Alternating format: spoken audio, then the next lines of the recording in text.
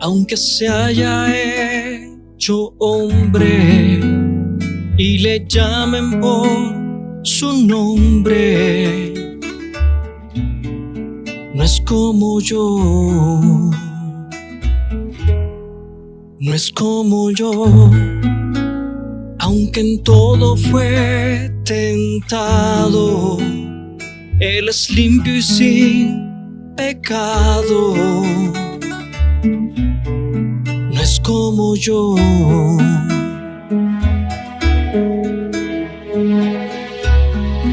La pureza y santidad son su color de piel. No es como yo. Él es santo y es perfecto, es sublime y es eterno. No hay comparación. No es como yo. Él trasciende lo que existe y de majestad se viste. No hay comparación. No es como yo, aunque se haya hecho carne y mi hermano él se llame. No es como yo. No es como yo. En el cielo está su trono, su poder lo llena todo. No es como yo.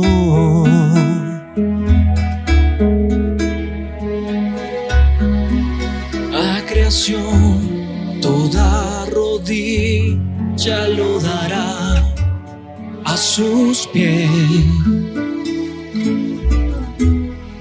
No es como yo. Él es santo y es perfecto, es sublime y es eterno. No hay comparación. No es como yo. Él trasciende lo que existe y de majestad se viste. No hay comparación.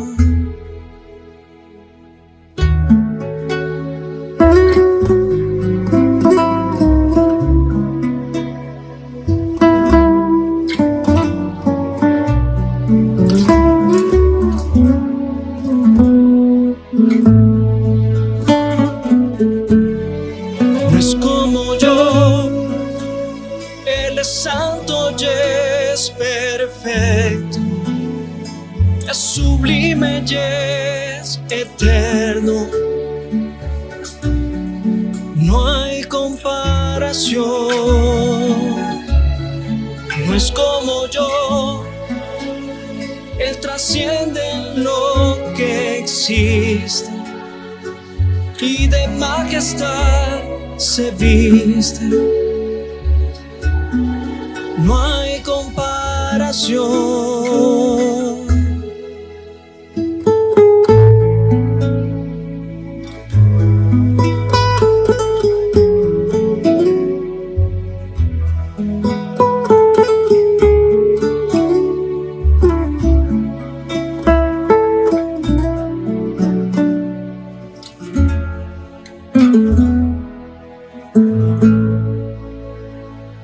Amén.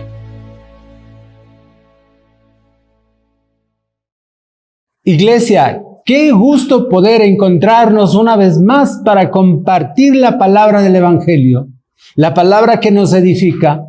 Hemos venido tratando temas acerca de los encuentros con Jesús. Ahora en esta oportunidad, junto con mi esposita, la pastora Edith, les traemos un tema muy importante, es acerca de Herodes ante Jesús. Sí, como tú dices, qué alegría poder estar una vez más con ustedes compartiendo la palabra de Dios y en esta ocasión con mi esposito, el pastor Carlos, y que damos gracias a Dios por la oportunidad que tenemos de este tiempo.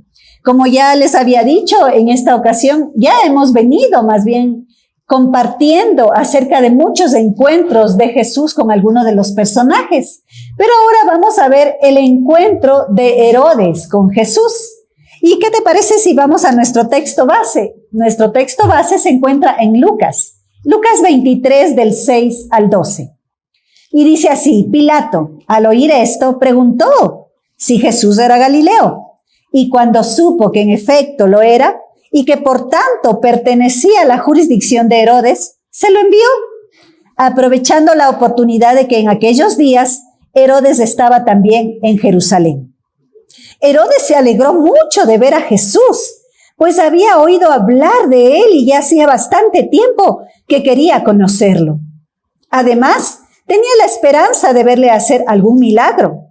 Así que Herodes preguntó muchas cosas a Jesús, pero Jesús no le contestó ni una sola palabra. También estaban allí los jefes de los sacerdotes y los maestros de la ley, acusando a Jesús con vehemencia. Por su parte, Herodes, secundado por sus soldados, lo trató con desprecio y se burló de él. Lo vistió, dice, con un manto resplandeciente y se lo devolvió a Pilato. Aquel día, Herodes y Pilato se hicieron amigos, pues hasta aquel momento habían estado enemistados. Y ahora, Carlitos, ¿cuál es la idea principal de este texto? Y es que aún hoy, en nuestros días, en pleno siglo XXI, hay personas que se acercan a Jesús porque su personalidad les fascina y despierta curiosidad. Sí, en verdad, Jesús es fascinante, tiene una personalidad que nos atrae y a muchos despierta curiosidad, pero tomemos en cuenta que Jesús no se queda en la superficialidad del ser, sino que Jesús va hacia el corazón de la persona. Entonces, podríamos decir que el Maestro no sana tu superficialidad, sino que el Señor sana tu corazón. Así es. Pero ahora veamos de quién se trata este personaje, Herodes. Herodes Antipas. Este Herodes era hijo del viejo Herodes el Grande, que había ordenado la matanza de los niños en Belén, esperando destruir al rey de los judíos. Él era una astilla del viejo tronco, pero era varios grados más perverso que su progenitor. No había en él nada de la grandeza de su padre. Había la misma mala disposición, pero sin el valor y la decisión. En algunas cosas no sobrepasaba a Herodes el Grande, pero en ciertos puntos era una persona más despreciable. Ay, qué pena, muy despreciable dicen que era. Sí, todo el carácter que muestra Herodes Antipas deja mucho que decir. Herodes el Grande puede ser llamado un león, pero nuestro Señor muy descriptivamente llama a este inferior Herodes zorra, diciendo: id y decid a aquella zorra. Esto lo podemos encontrar en Lucas capítulo 13, versículo 32, para que lo revise. Herodes era un hombre de hábitos disolutos y mente frívola. Está en gran manera bajo la influencia de una mujer perversa, Herodías.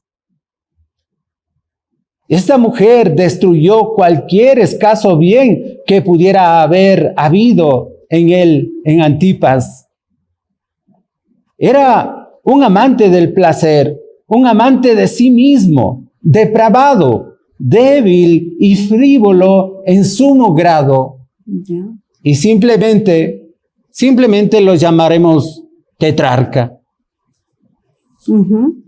Herodes Antipas nació en el año 20 antes de Cristo y fue nombrado tetrarca justamente ¿Ya? de la zona de Galilea y Perea, territorios donde Jesús y Juan el Bautista ejercieron buena parte de su ministerio. Al igual que su padre, llevó a cabo una gran labor de edificación de ciudades. Entre ellas tenemos Tiberias. La ciudad recibió este nombre en honor al emperador romano Tiberio.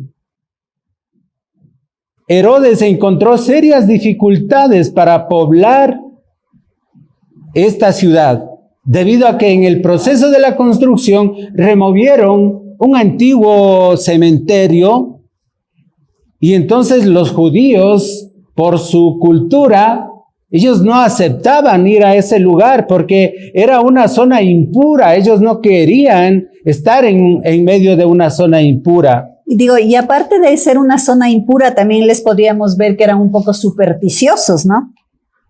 Sí, podríamos decir que había superstición a raíz de su forma cultural de ver las cosas, pero Herodes, en su sapiencia, les ofreció las tierras y las casas gratis.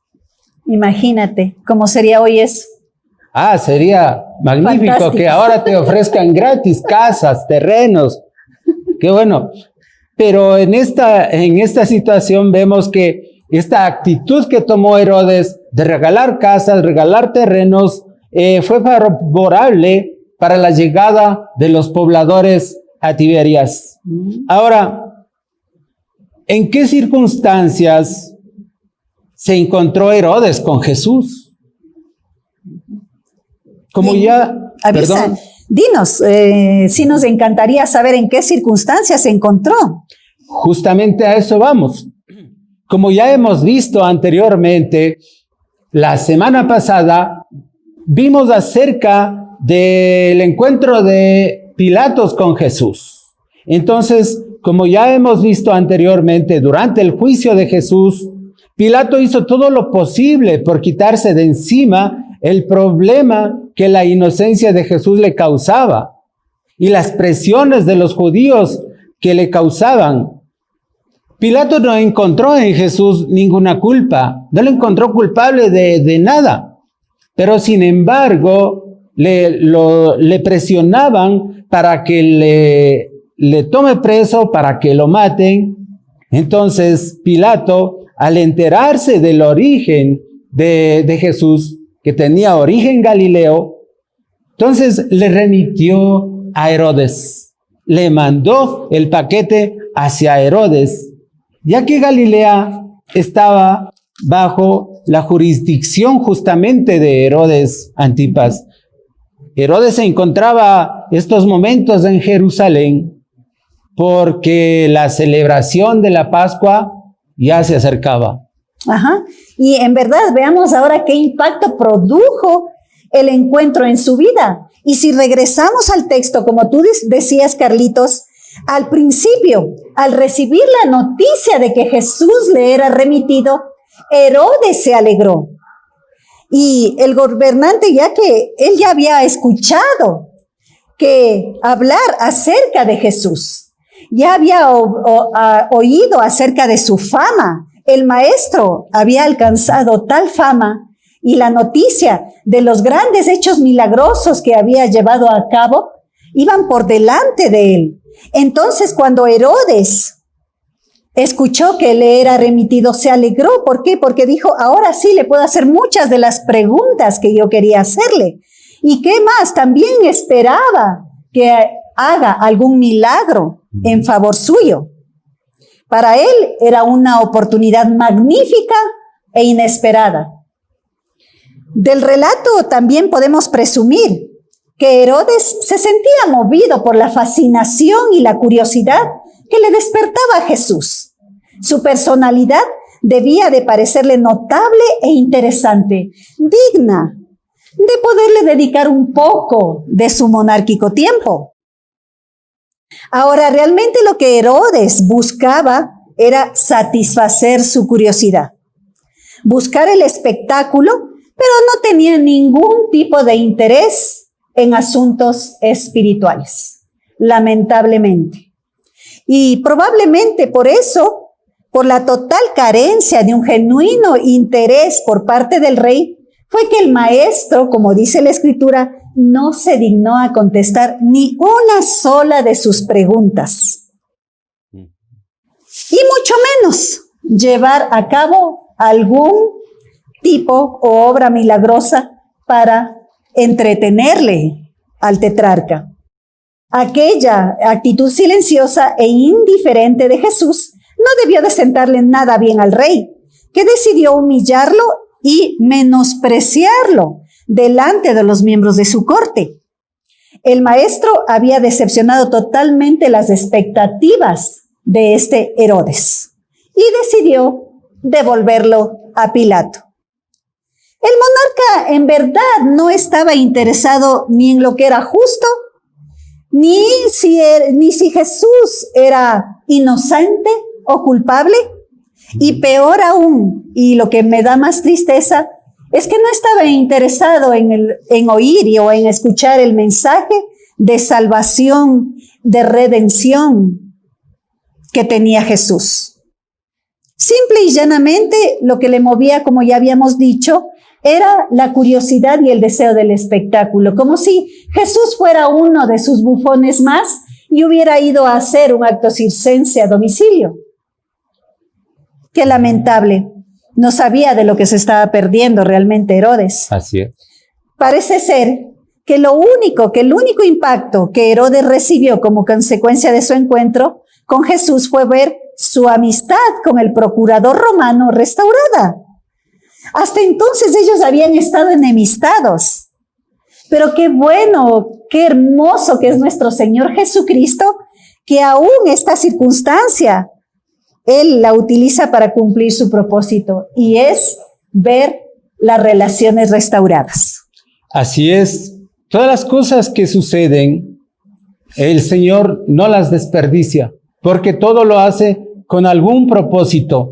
Y habíamos visto realmente que Herodes no es que se alegró buenamente cuando Jesús vino a su presencia. Así es. Él lo tomó como si fuera un milagrero. Había escuchado justamente que Jesús hacía cosas extraordinarias. Así es. Y Así es. La curiosidad, esa vana curiosidad que tenía Herodes, le hacía preguntar tantas cosas a Jesús.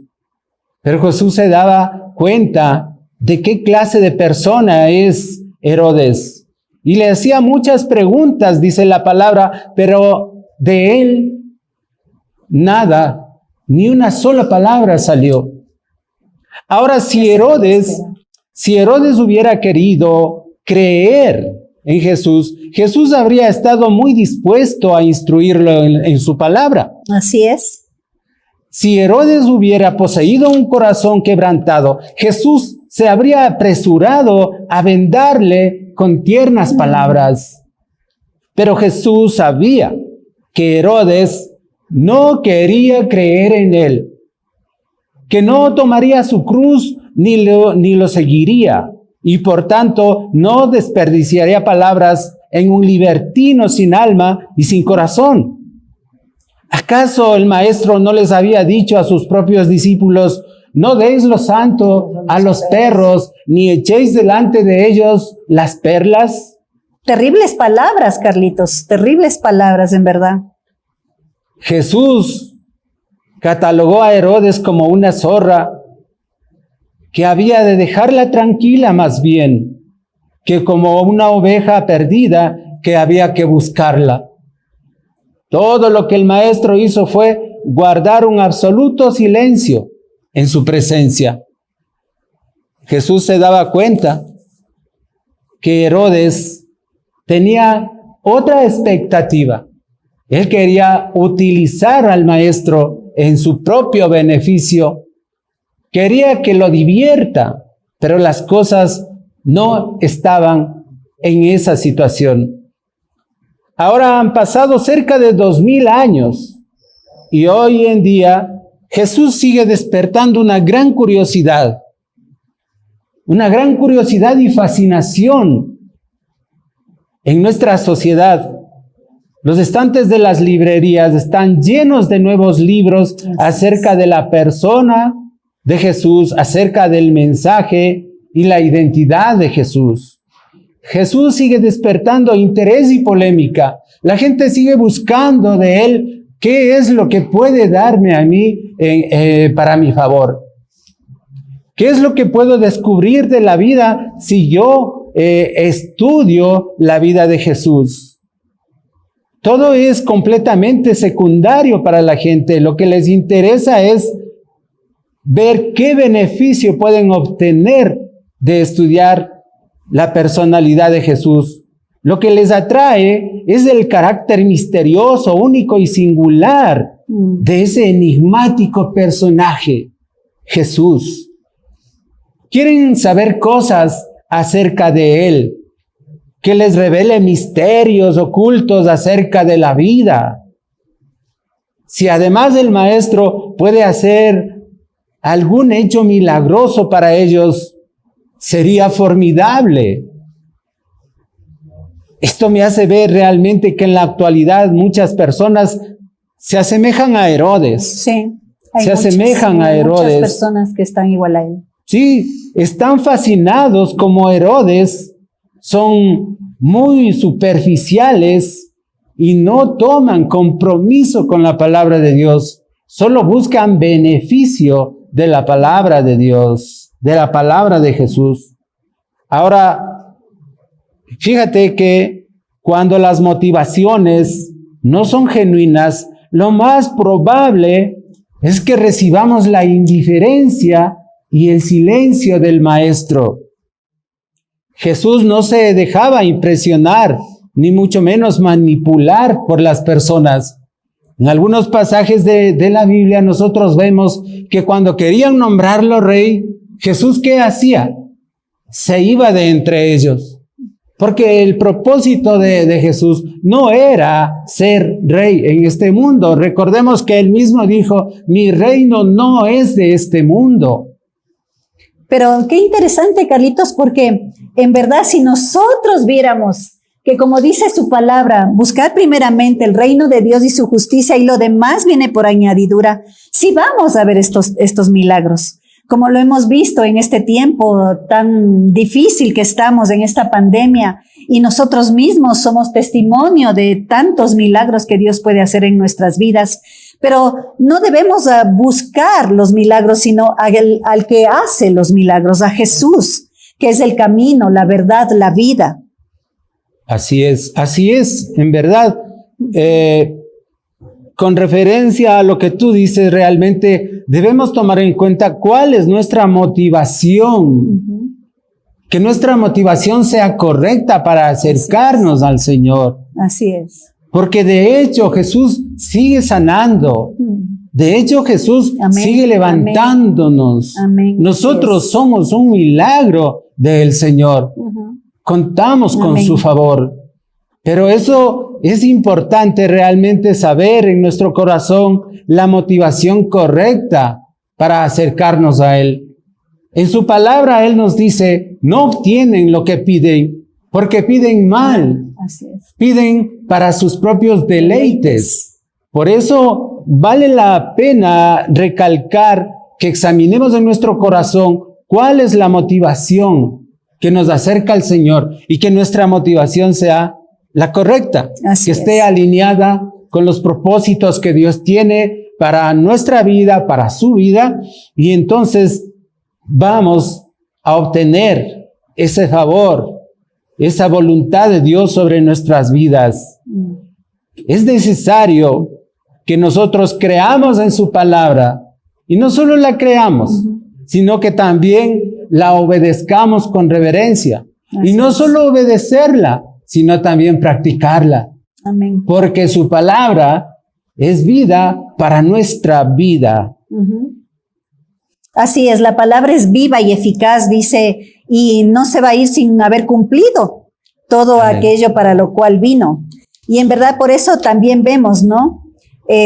Como cumplió, como decíamos, que él cumplió viendo esta relación del procurador romano restaurada con la amistad que tenía con Herodes. Y de aquí surgen algunas preguntas que pueden servir de aplicación para nuestras vidas. Como Jesús nos ha hablado por medio de su palabra y nos ha revelado su voluntad moral y general para todo creyente, la pregunta es, ¿hasta qué punto lo conoces? Dice, conoceréis la verdad y la verdad os hará libres. Y la pregunta es también, ¿hasta qué punto la obedeces? Sí, a mí me mueve realmente la palabra del Señor cuando nos dice, si permaneces en mis estatutos, verdaderamente serás mi discípulo. Amén. Y esa es la voluntad del Señor para nuestras vidas. ¿Hasta qué punto podemos obedecer la palabra de Dios? Hasta el punto en que tú confíes en Él. Amén. Ahora, si es que tú no has recibido todavía a Jesucristo en tu corazón, yo te animo a que hagas la siguiente oración conmigo. Permíteme guiarte en la siguiente oración. Repite después de mí. Señor Jesús, Señor Jesús, me acerco a ti, me acerco a ti, arrepentido por todos los pecados que he cometido, arrepentido por todos los pecados que he cometido, y te pido perdón por todos mis pecados. y te pido perdón por todos mis pecados. Yo te abro mi corazón Yo te abro mi corazón y te recibo, reconociendo que eres el único y suficiente Salvador de mi vida. reconociendo que eres el único y suficiente Salvador de mi vida. Amén. Amén. Si has hecho esta oración, llama a los teléfonos que ves abajo de la pantalla. Estamos dispuestos a ayudarte y guiarte por medio de la palabra de Dios. Así es, qué bueno es nuestro Señor y Salvador, los que hemos saboreado de lo bueno y agradable que es permanecer en Él. Sabemos que Él es nuestro sustento, que Él aún es el mismo ayer, hoy y por los siglos de los siglos y sigue haciendo milagros como Amén. tú decías. Y como decíamos, en este tiempo sobre todo lo necesitamos. Te animamos a que lo busques. Busca a Dios y como dice su palabra, lo encontrarás, porque Él está deseoso y está con los brazos abiertos para alcanzarte, para amarte y para servirte de mil maneras. Sí. Así es que, Amén. Que el Señor en su voluntad y en su favor nos ayude a discernir en nuestro corazón la motivación correcta para acercarnos a Él y pedirle que nos ayude a discernir de su voluntad para nuestra vida. amén, amén, amén. Amén. Así es, que Dios los bendiga mucho, los queremos y pronto nos estaremos viendo. Así es, que el Señor les guarde y les bendiga.